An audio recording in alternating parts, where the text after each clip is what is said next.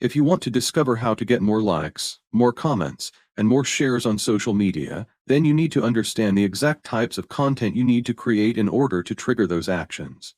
And make no mistake, triggering those actions is exactly what you need to do, both for the people that you're trying to get to like and to comment and to share, but also for the social media algorithms, whose only job is to put that right piece of content in front of the right person at exactly the right time, which I appreciate sounds like kind of an impossible task.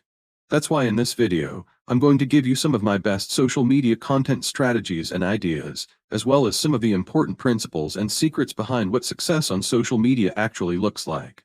So you're going to be able to get more likes, more comments, more shares, and more engagement than you ever thought possible from this day forward. And it all starts by first understanding how the social media platforms and networks and algorithms themselves work, so you can start to work with them, rather than constantly be trying to fight against them. But first, come in closer, closer, closer. Whoa, too close. This next part is an incredibly important piece of the puzzle and is something that not enough people talk about, but is really the key to success for all of your social media efforts moving forward. And that is, you need to understand that social media is a business. And not only is social media a business, but it's a very big business. And platforms like Facebook and Instagram and YouTube are worth hundreds of billions of dollars. They are also publicly traded companies with shareholders and a board of directors, and in many cases, a fiduciary responsibility to make money. And so that's exactly what they do, and what they focus on primarily through advertising and by allowing businesses and other people who want to reach their audience to run ads on their network. And this means two very different things. First, the social media network's customers are actually the advertisers who are paying the money in order to reach their audience. And number two, the social media network's product or the service that they are offering is actually their audience, or more accurately, access to their audience and to their audience's attention. There's an expression in marketing that says if you're not paying for the product, then you are the product. And well, in the case of social media, this is absolutely true. Now, at first, this sounds kind of weird and maybe even a little bit creepy how social media networks are just sitting there making billions off their users and their limited attention spans.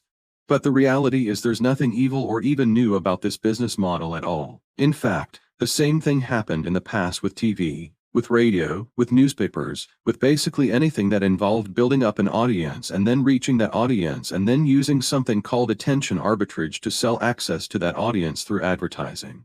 It's kinda like the marketing world's version of a matchmaking service or a dating app. Basically helping businesses find their perfect match. True business love. And then paying a fee to get their message in front of them. Now a date or a sale, depending on whether we're talking about business or the dating app. Well, regardless, it's never guaranteed. What advertisers and the app's users are really paying for is access to the audience and essentially a chance to plead their case and to put forward their best foot. But if you put enough bad fits together, then eventually people are gonna get frustrated and they are gonna leave. And this goes both ways. Let's keep the dating app example rolling here, cause I think it's a good fit. Let's say you're on this app and you're constantly being approached by bad fits, people that just have nothing in common with you, someone that you just would never get along with. Or worse, the app keeps suggesting bad fits to you. So it's not even like these people are reaching out on their own accord, but rather the app is promoting and suggesting them to you, when clearly there's no match here. Well, wouldn't take long for you to get fed up and move on. Find another app. And this is exactly what happens when a social media platform fails to really prioritize the user experience. Constantly putting bad fit messages or just bad content in front of people that they are not interested in, don't care about at all, the people get angry and they leave.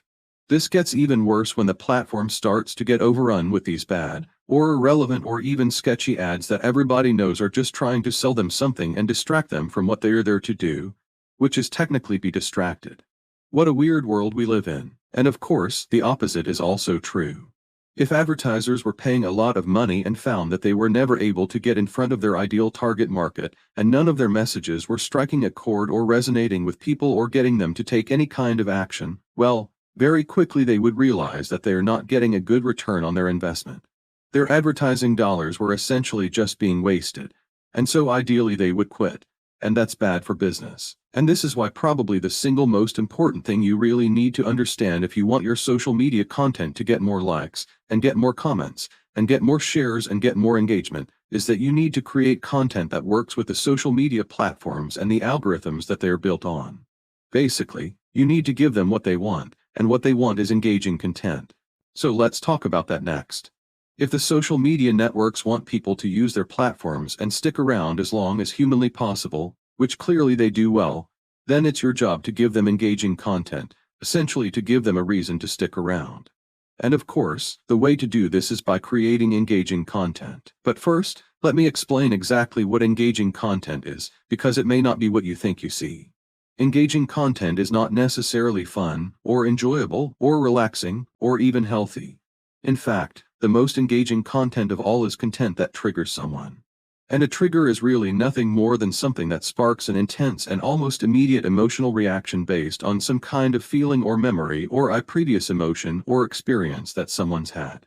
You know those things that when you see them or you read them, they just sort of set you off. Yeah, that's you being triggered. And engaging content is made by creating things that people care about strongly. This could be content about something negative or controversial or polarizing. Or it could be something new and novel and unique. It could be something that just stands out and looks different than everything else around it. Or it could be something that affirms someone's identity, someone's beliefs, someone's views, someone's attitudes and perceptions about who they feel they are as a person. This could be something like showing a sports team logo that, you know, has a set of die-hard fans. It could be making different subculture references, like to hippies or the grunge movement. Or it could be even broader by appealing to people with a certain set of attitudes or behaviors or interests, like dog owners or fly fishing aficionados. Fishing aficionados. Man, that's tricky to say. I'll give you a few more details on each of the things I just talked about in a minute, but for now, the main thing that I want you to remember is that trigger content evokes a powerful emotional response. Powerful enough to get someone to take action, and usually contains some element of a belief or an identity that someone affirms or believes about themselves that they want to express to the world. In other words, it's essentially broadcasting to everyone around them that people like me believe things like this. If you're like me, though, the last thing you want to do is be a giant Buzz Killington and just run around ruining everybody's days with negativity and pessimism and all kinds of misery. So tread lightly here and never forget that you can be both polarizing and positive. In fact, that may be the most rare and valuable combination of content available to create on social media today. So I highly advise going in that direction if you're up for the challenge. So now that we've got that dialed in, the next tip will really help you dial in on the most important metric of all to the social media platforms, and one that'll really help you establish yourself and get those coveted likes, comments and shares. And that is to maximize time on platform. If social media networks need to and want to make money and their audience's attention is what's for sale, then it only makes sense to try to increase that audience size and increase that audience's time on the platform or the use of their attention as much as possible. So if you're looking for a hack or a glitch in the code that really reveals the true metric that social media is after, it's that the social media algorithm rewards creators who get people to and keep people on their platforms for as long as possible. It ain't fancy, it ain't complicated, but it's the secret behind their billion-dollar empires. Now, some networks and different social media platforms measure this as time on platform and others call it session time. But regardless, the point is to get them, keep them long as possible. A good example of just how powerful this is YouTube session time, which measures how long someone spends during any given session on YouTube. What's interesting though is that in the words of YouTube, your channel also gets a boost when people watch anything anywhere in YouTube after watching your content. In other words, your session time isn't just made up of people watching your content, but also all of the content that they watch after. And you don't need to guess what this means. YouTube's just come out and told us when you make content that makes people watch more from your channel, then you're helping us out. It's kinda like the you scratch my back, I'll scratch yours thing. You help them by bringing more people to their platform and getting them to stick around longer, and they'll help you by showing your stuff to more people. So if that's the case, then the next question is, what can you do to increase session time or increase time on platform for other networks and channels? So let me break that down for you now with the different content types you may want to create after a decade now of creating and analyzing and reviewing different kinds of content and what does and doesn't perform well on social media across all of the different platforms. Well, I've identified a few different trends and a few different categories and styles of content that really allow you to get pushed and promoted and that elicit maximum engagement from the people you seek to interact with. which is basically just a very fancy way of saying that there's a science behind content creation.